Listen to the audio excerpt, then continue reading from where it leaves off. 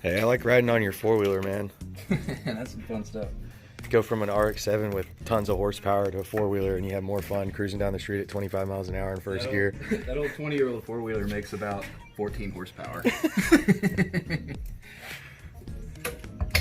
What's up, guys? Welcome back to the channel. I'm David Mazzei. You're watching Mazzei Formula. This is my buddy Seth Allen. What's up?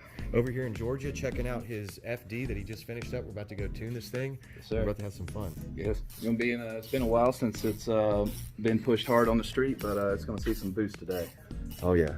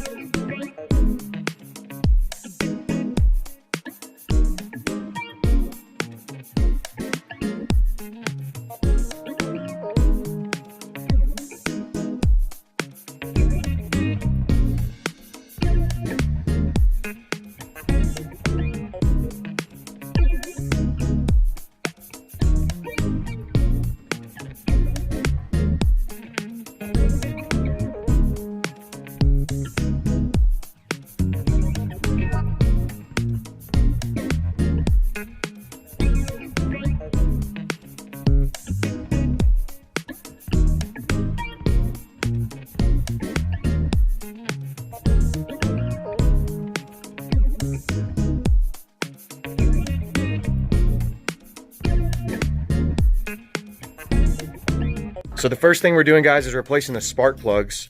The RX-7 comes with this surface discharge plug right here. This is a BUR9 EQ. It's from the trailing position. You run all four of these. It's the coolest plug from the factory. And we're switching it to a race plug, though, which is a step cooler. This is a 7420 Iridium 10. This is going to give us a hotter spark, and it's also a cooler plug, so it's not going to retain as much heat, and it's going to prevent pre-ignition. It also is going to help, light the fuel mixture up when we're on E85 better. So we're switching that out, and then we're going to go put E85 in this thing. We're going to get to tuning. Okay.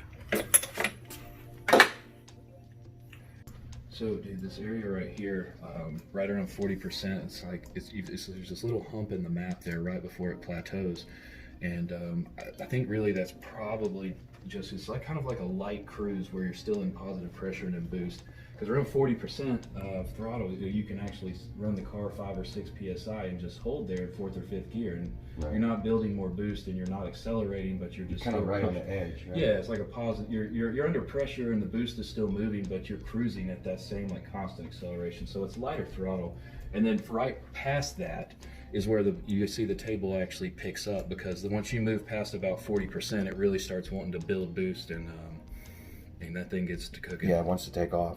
Mm-hmm. Yeah. So that's what that little plateau hump is in there, and it runs right on target with that. That's just where you need to be at from a TPS standpoint to hold that kind of boost cruise. And I've never used this log viewer, so you can populate this as a histogram. Oh, so those are your what percentage differences? Sorry, that's is that error percent? Error percentage should be TPS. So no, this is what we're looking at here is. This is your TPS map, and what we have, take out the trailer. Is that percentage error between target and actual, or what? Yes. So what you see when you see a negative number here, that's representing a lean condition off from the actual target AFR. By percentage? Yes. Okay. And got then you. This is kind of like what you do on the HP tuner. Yeah. But you have to manually go in and put that back in the ECU. You can't. Well, see, and to me, honestly, I look at it, but I prefer to look at it in lambda because it ends up being such a cleaner number, and since it's all based off of scalar of 10, it makes it a lot easier to really understand what your changes are and what you need there. Since you can make a more direct and accurate change when working off of lambda, since it's work bases off of 1 to 10 instead of 1 to 14.7. Right.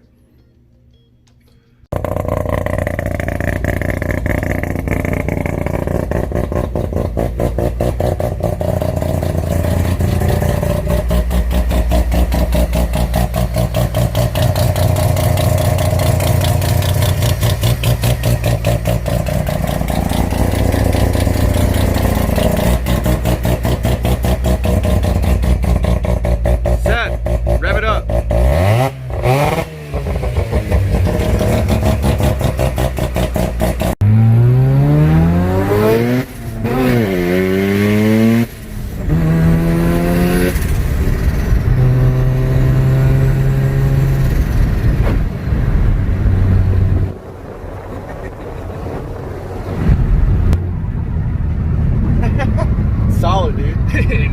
thing's pretty solid. I like it. Funny how it happens when you build it right. Yeah, it feels good. That TPS load's awesome.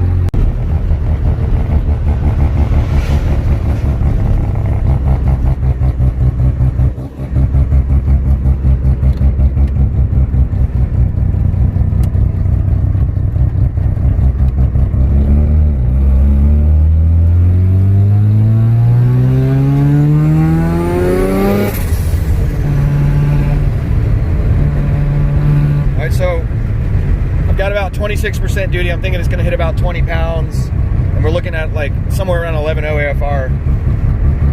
I'll yell if something gets crazy. All right, sounds good. I'll let you know. Boost cut's at 23 PSI. Gonna get some runway here. Woo!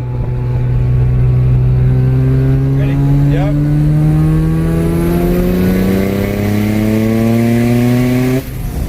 Hell yeah, feels good.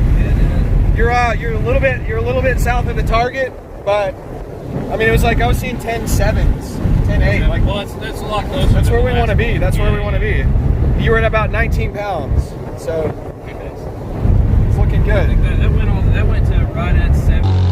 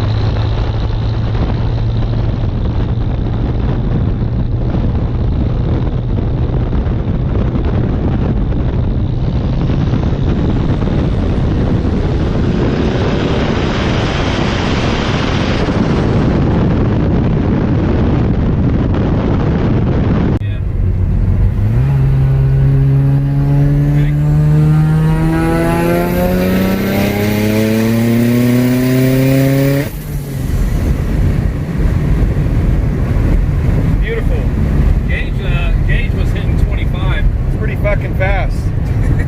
It feels pretty fucking fast. All right, ready? Yep.